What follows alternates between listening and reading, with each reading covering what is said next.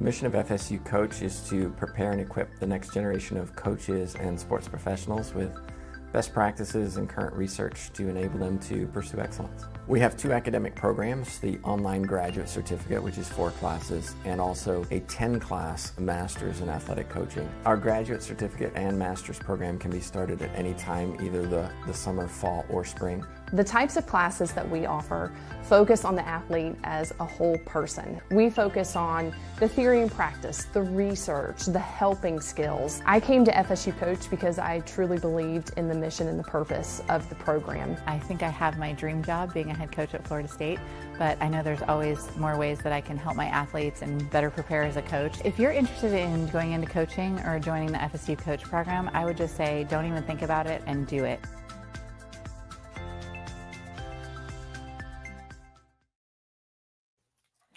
Well, hello everybody. Welcome to FSU Coach Live. My name is Tim Backhurst, and I'm joined today by Kevin Sutton. Kevin is somebody who I've gotten to know over the last couple of years, and I really wanted him on my show because he has a wealth of experience, not only coaching in high school, but also coaching internationally. So Kevin, welcome to the show.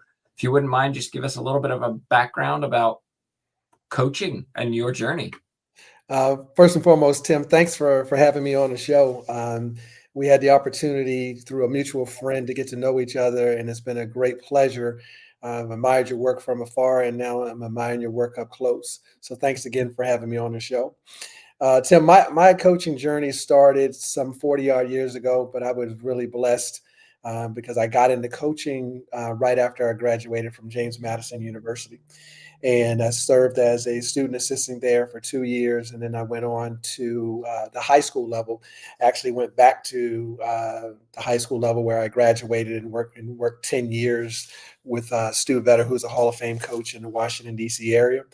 And I got bit by the bug and been in coaching ever since. And coaching has taken me through the high school ranks, the highest end of high school, where the teams have been nationally ranked and won national championships. Built my own programs at Montrose Christian, Bishop McNamara, Montverde Academy in Orlando, Florida, and now most recently here at St. Stephen's Academy. And then I've had a wonderful 16-year career at the collegiate space. Like I said, starting at James Madison, worked at Old Dominion University, worked at George Washington University, Georgetown, Pittsburgh, Rhode Island, Florida Gulf Coast, and Kansas State. So I've been really fortunate in my career and been able to be involved with some great universities. And then I've also been involved with USA Basketball on 3 different occasions and coached internationally as well. So very, very fortunate in my coaching career, Tim, that I've had the career that I've had. It sounds to me like you've moved a few times. I just wonder what the experiences were doing that, because as coaches, maybe we wish we were in a program for 20, 30, 40 years, staying in the same location. But the life of a coach is often that of somebody who journeys to many places due to hiring and firings. Absolutely. I wouldn't trade my journey for anything because I really believe that every move that I've made has been ordered by my faith in the Lord, and I followed His direction.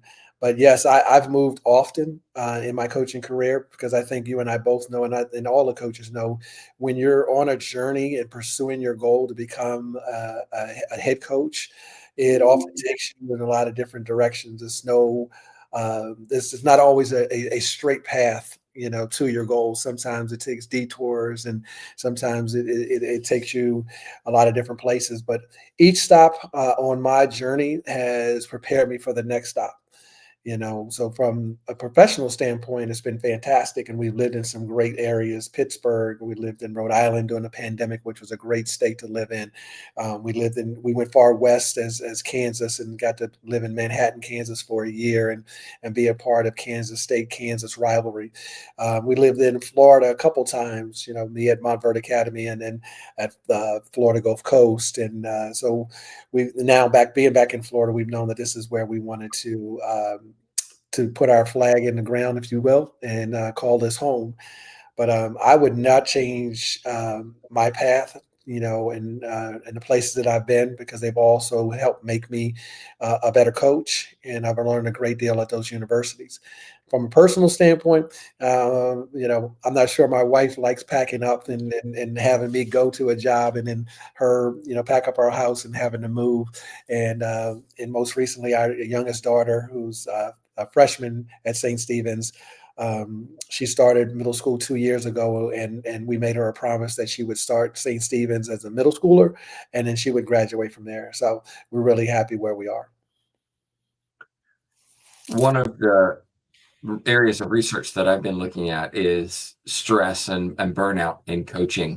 Mhm. But one of the areas that hasn't really been researched is stress and burnout in the spouse.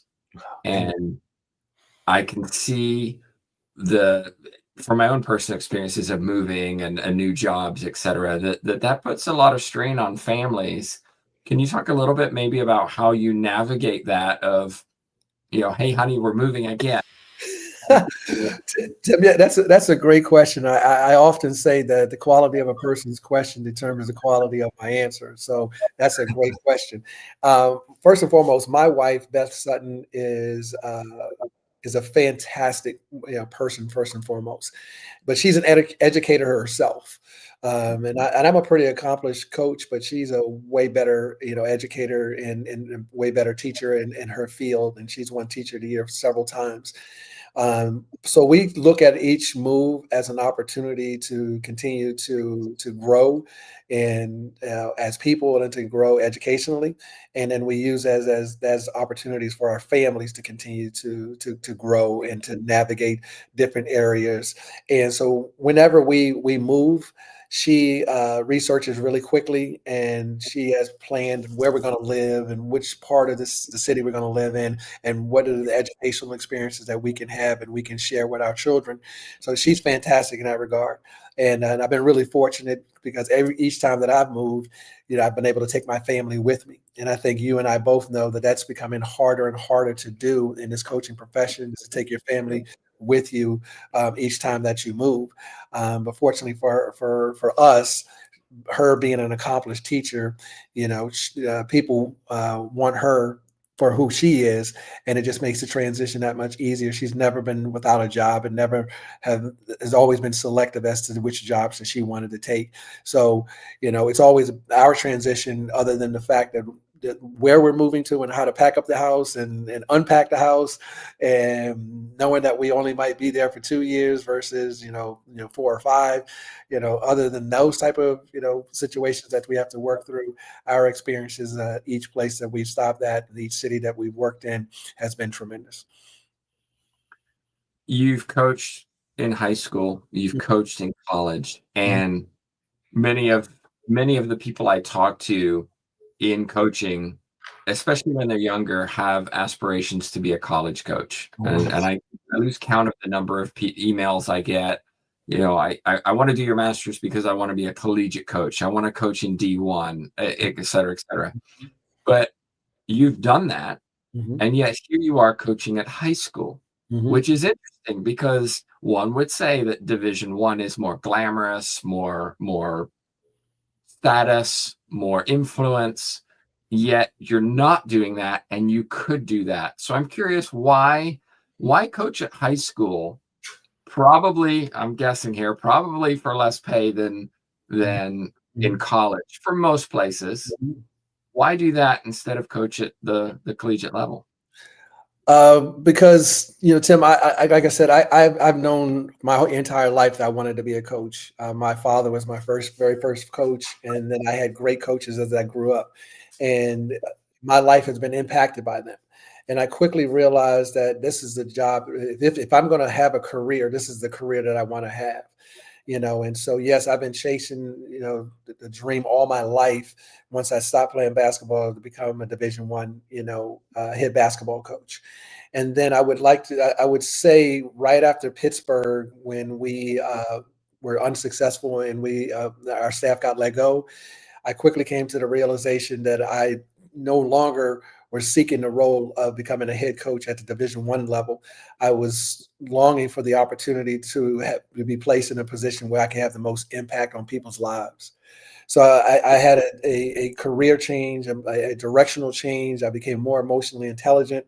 And I love the opportunities that I was afforded to go to the different places I've done and impact the lives that I've been, the student athletes I've been involved with and the universities I've been involved with. But I do know for 100% certainty that at the high school level that's my niche. I'm so happy to be at St. Stephen's. I can't tell you. And I quickly also realized too, Tim, when we were at Florida Gulf Coast, when I say we, my family, when we were at Florida Gulf Coast, I was there for 1 year. And one of your assistant coaches at now currently at Florida State, Michael Fly, was the head coach. And that was a quote unquote, a low Division I school. But we had so much fun as a staff and so much fun as a team, and we were wildly successful that we still stay in contact now. I came to the realization riding a bus from Central Arkansas up to Tennessee to play David Lipscomb, and it was 11 o'clock at night, that it wasn't no longer about levels for me.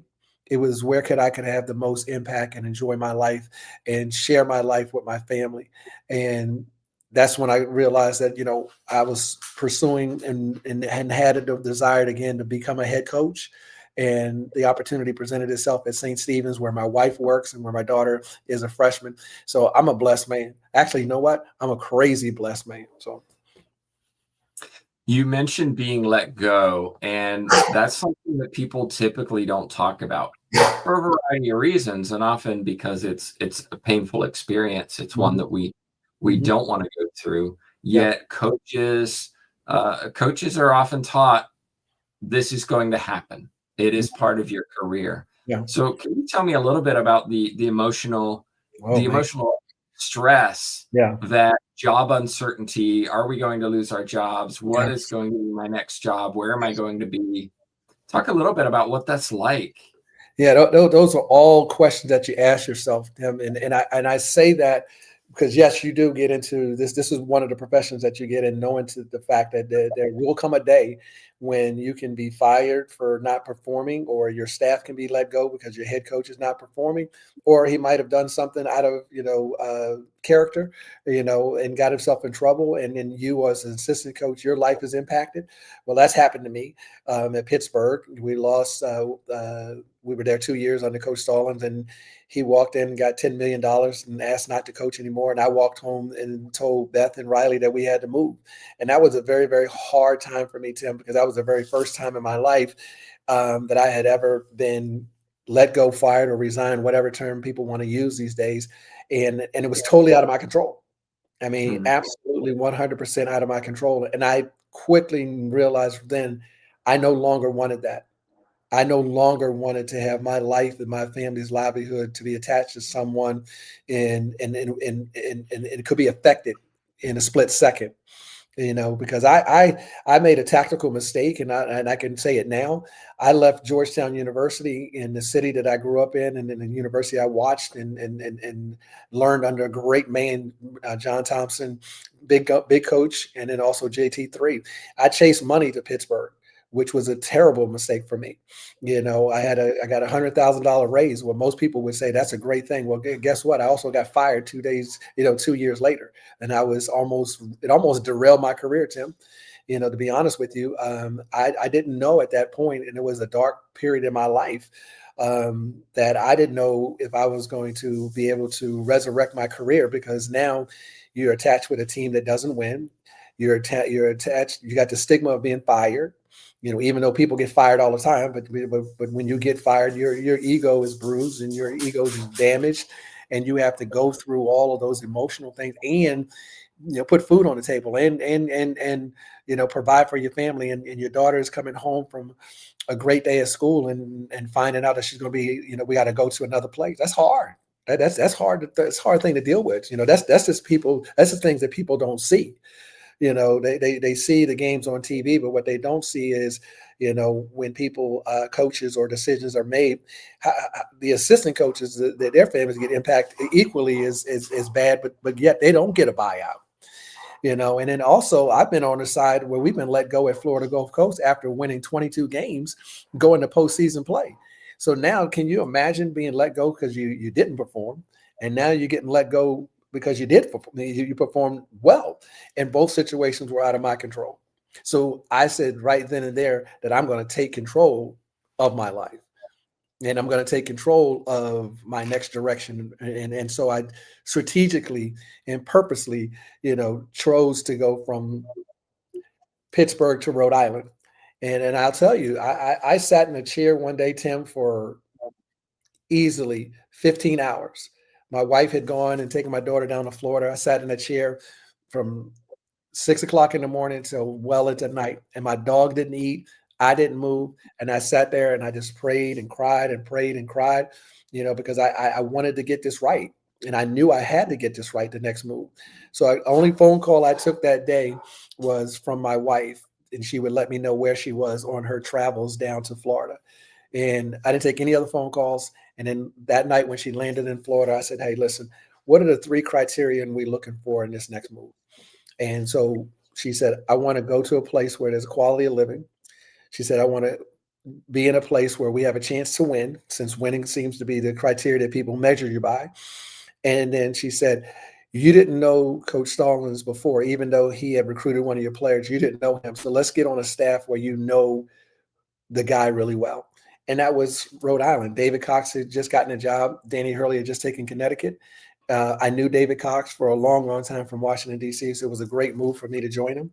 Rhode Island had just won. That's how Danny got the Connecticut job, and that's how David got the West Name job. And so it was easy, and then the quality of living, in Rhode Island was fantastic. We lived in Jamestown. So we met the 3 criterion, we met the 3 criterion. And so with that, we took the job at Rhode Island. So to answer your question, there's a lot of factors that go into it. And people don't understand all of the factors and how much your family is impacted. Usually if you're an assistant coach, by the behaviors or the wins and losses of another team. When you consider these decisions, clearly not a simple one, Mm-hmm. you talked about, I've got to make a decision here, and I'm going to do it by choosing somebody I know rather than I don't know. Mm-hmm. I think there's definitely risks by getting hired with somebody you don't know well. Mm-hmm. At the same time, if we only get hired by people we know, there's a limitation to maybe what is possible. Mm-hmm. And I see this a lot in sports teams where the media, here are the 6 people most likely to get this job. And guess what? 5 out of the 6 probably have some tie to that institution or college or school, etc. Talk about your experiences in that. Do you think, as you're director of basketball now, you hire and fire people, how important do you think it is that the person you're hiring has a tie or connection to others either in the school or college or others in the coaching staff? Because I think this is a tricky one, because if somebody doesn't hire me because they don't know me, I am really limited as to how many jobs I can be hired to, even though I might be the best person for the job. But you didn't even consider me because you didn't know me. Yep. Conversely, as you alluded, somebody may hire me and they don't know me, and then, oh my gosh, what a mistake that was. This Tim was not the right fit.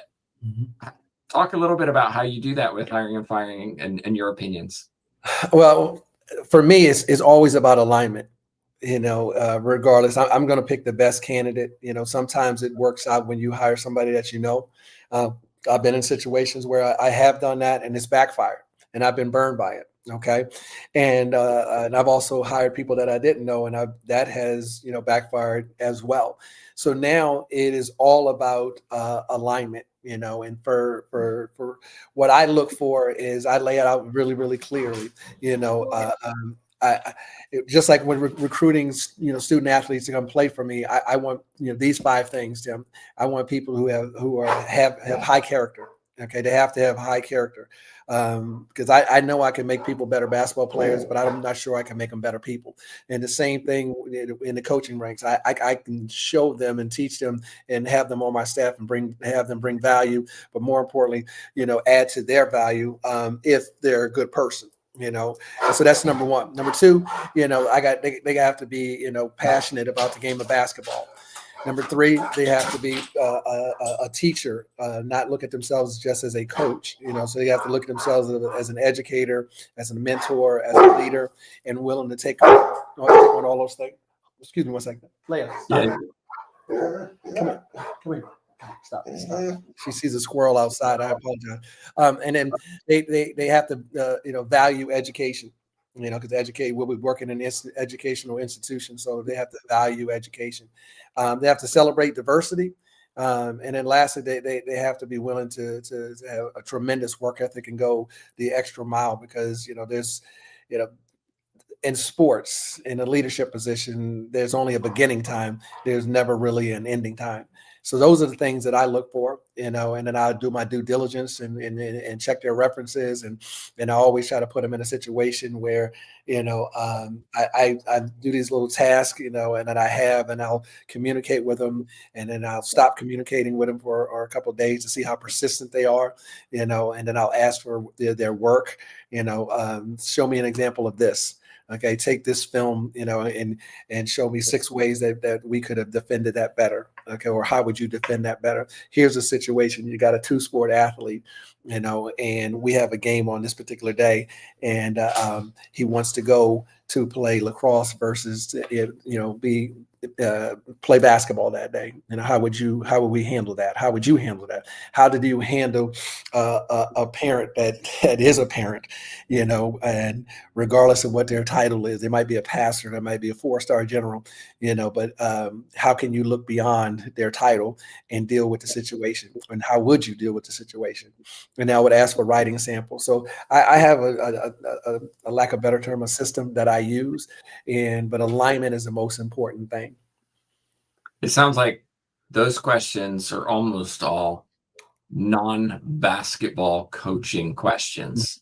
Mm-hmm. And that is something we teach in our program, but also when you go to clinics, et cetera, and you and I were at a clinic together a couple of weeks ago, it all comes back to how do you work with people, and that often is the determination of whether you're an effective coach, not the X's and O's on the court. Yeah, because Tim, what do you and I both know? Whatever sport you teach, that's what you're really good at, or you wouldn't be, a candidate for a position. Okay, but that's just a very, very small part of what you do. When you're building a program or running an effective program, and you and I both know there's a difference between a team and a program. But when you're building a program, you're doing everything else that it takes to build that program. And the 2 hours that you coach, actually on the field or on the pitch or on the court. I mean, my God, that's like a safe haven. I tell my kids all the time, it's like, I do all this stuff from 8 to 3. So I can get there at 3 o'clock, and I tell all those people that the other jobs that I have to do, I don't bother me from 3 to 5. You guys had me from 8 to 3. Okay, but from 3 to 5, I don't want to hear about an admissions issue or none of that type of stuff. Because 3 to 5, that's my time. That's my time, and because I'm a coach and I'm an educator and I'm a leader. But and I think you and I both know our craft is what we would love to do, and so we're going to do everything that we can do to have the opportunity to do it. You're the director of basketball at a school, which may not exist in other school programs. Can you tell us a little bit about what your roles and responsibilities are for somebody who may be interested in pursuing your path? Yeah, I mean, I wear many hats at St. Stephen's, and oftentimes, in the high school level, you will wear many hats. So I work in the admissions department. After I finish doing this podcast, I'm going to go to several middle schools and talk to them about one of our upcoming events. So I work also in the college placement, office, especially with our recruitable athletes, to talk to them about the recruiting game and how much has changed and how to, brand yourself and market yourself and put yourself in a position to be recruited. Okay. And then also work very, very closely with our head of schools, Mr. Peter Kraft, on anything that he needs for me to do, go out into the community to raise money, okay, to sitting in the upper school commons during lunchtime to make sure everybody is doing their, behaving properly. And then I'll walk around and talk to the teachers as well. And I serve on several different committees at the school. But my primary, passion job is, director of basketball. So I'm building a basketball program at St. Stephen's, and we have 6 teams. We have 2 middle school boys teams. We have a girls team. Okay, we have a JV team, and then we also have a varsity team. And so we're going to continue to. We have in that we have over 60 kids that are participating. So that's a great number. And the future of St. Stephen's basketball is very, very bright. And so we want to transition and develop a full girls, middle school team and a JV team and a varsity, eventually a varsity team. And then we also want to split up the middle school, 2 middle school boys teams and develop a freshman team. And then we're adding in yoga, we're adding in mental performance, we're adding in, leadership and coaching development. So all of that, it will be under my umbrella as we continue to move forward, from year 1 to year 2 to year 3 to year 4. So yes, my job as director of basketball is not just to concern myself or just coach the varsity team, is to bring a holistic approach to the entire basketball program. How do you support the coaches in your program? You talked about professional development, leadership in the teams. Mm-hmm. What about coaches? How do you help develop them? Yeah, I take a great deal of interest in coaching development. I did that at IMG Academy, and I've done it all throughout my career. So I set up different opportunities like mock interviews. I share my knowledge of how to organically network and connect with other people. I allow coaches into my Rolodex, if you will, and set them up in opportunities. I share a great deal. Podcasts, motivational, things that I see or style of play or in all of those different types of things. And we'll have discussions. But most importantly, I hope that they see in me and will come and ask me questions, how I've successfully navigated my career. That's a big topic, how to navigate a career, and the first question I ask them, Tim, is how important is longevity? And that seems to be the stumper, because they're looking for the secret sauce. And I keep telling them that is the secret sauce, and here's the reason why. If longevity is important to an individual, then they'll take their incremental steps, okay, that it takes to get up that proverbial ladder. But if longevity is not important to them, then they'll cut every corner and turn a square into a circle, and they want to skip steps. Okay. But then once they get to the top, and they'll eventually all get to the top, we all do, but we won't know how we got there. And we sure as heck won't know how to stay there. And you and your listeners all know that winning is one thing, but sustainable winning is the most important thing. So all of that is through coaching development. I try to model the behavior. Okay. I try to share my notebooks. I try to share I will recommend books for them to read. I would challenge them to come up with their MVP statements, which is mission, vision, and promise. And then I'll try to pick holes in it to see if this is truly what they value and this is truly what their mission is. And then I invite guest speakers in, to talk to our staff. And then, like I said, I try to set up opportunities where a coach that is an inspiring coach in our program would want to get to know coaches that I know, like a Stan Jones, who's a former assistant coach at Florida State. And then I'll set up a time where Stan and one of my coaches can connect. Or I've done it with Tommy Amaker at head coach at Harvard. I've done it with Orlando Vandross, former assistant at Virginia. And it just goes on and on. So coaching education is really important to me. What are some of the challenges that you're seeing in coaching in today's environment? Because you've been coaching for decades. We've seen the expression is all things change, but everything stays the same. A good expression. At the same instance, things do change, especially in coaching. What have you seen that's changed in coaching that coaches just need to be aware of, to be thoughtful about, to prepare for? Yeah, what I've seen, and the reason why I pivoted out of college athletics after we went to the Elite Eight at Kansas State and took a job as the technical director of basketball at IMG, is I saw the business side of sport, and basketball in particular, becoming far more transactional. And I knew that for myself, I'm a transformational coach, and I like impacting lives and do what I call creating living trophies.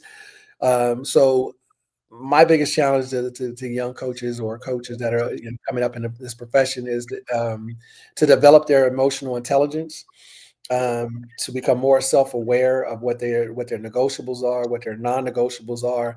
And I think if they spend time with themselves and they can define those questions: what is my mission statement? What is my vision statement? What does my promise statement look like? um, what's my why? If they spend all the time and start to understand who they are, then they can pursue the career that they would actually like to have.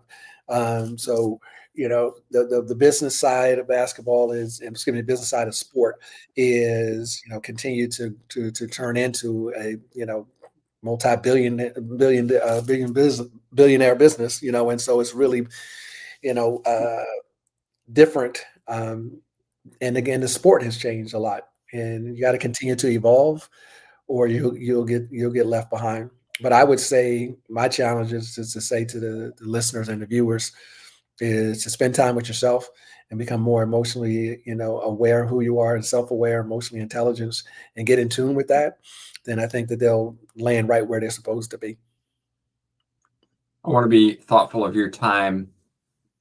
When you think about your career, other than the emotional intelligence piece, what advice would you have for coaches who may be starting out in their career, maybe looking at, should I even be a coach long term? Is this worth it? Thinking about all the travel, the changing jobs, the being fired, etc. What maybe two or three recommendations would you have for them that you would like to pass on to maybe the next generation? I'd like to pass on to the next generation of, of coaches, leaders, educators, and mentors, is that we need you. We absolutely 100% need people that understand the value of sports and what it can do and how it can impact people's lives. So we need them. But they need to understand, how important that position is, and stop chasing the pretty penny, if you will. I would have challenged them to, again, yes, develop their emotional intelligence and understand who they are, and then they'll attract and they'll find that situation where they can have a great deal of impact, and then through that impact, they will be rewarded, and they will be financially rewarded, and then more importantly, they'll be, emotionally and socially, rewarded as well. This game of basketball, for me, Tim, has taken me around the world. It's provided for me. It's never let me down. And I just say, love the game, and it'll love you back. And the last thing that I would say to your listeners or a young coach is that, love the game, because that's the reason why you started playing in the beginning. But understand that it is a business. They have to continue to educate themselves. They have to continue to evolve as human beings. Okay. They have to continue to encourage. Okay. And they have to continue to inspire. Great thoughts. If somebody wants to reach out to you, maybe has a question or just wants to connect, Yeah. networking, which I always recommend, Yeah. email okay? Yeah. Email is fine.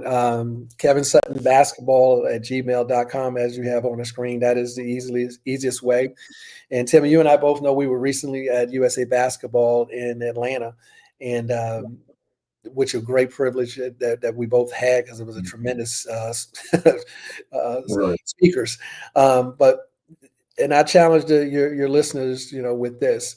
1/3 of you are going to, try to reach out and touch base with me, and you're not going to get me, for some odd reason, and you're going to stop. And then 1/3 of you are going to say, no, he's never going to respond, and you're going to stop. But it's that 1/3 that has persistence, and that reaches out and it stays persistent till they connect with me. That's the person that's going to be, wildly successful. And that's just not just meeting Kevin Sutton or meeting the Tim Baggers. That's a life lesson. Stay persistent. Stay persistent, and you'll be surprised what persistence can do for you. So persist till you succeed. I agree with you wholeheartedly, and I'm often surprised and then not surprised at how few people do reach out when, even in this podcast, we provide contact detail of so many great leaders in sports that could provide who knows what opportunity. We've had one of our students end up with an internship in the NFL because he reached out to one of our podcast guests who responded. You just never know. And so for those of you listening or watching, I really do recommend you reach out to Kevin, especially if you're in basketball. He's a wealth of information. He has a wealth of contacts. It's definitely worth your time and energy. Well, that's a wrap for us. Just a reminder, we try to do these every few weeks. Thank you, Kevin, for joining us. We'll be back in a couple. Be sure to like, subscribe, etc., follow wherever you're watching from. We'll see you next time. Thanks so much, Tim.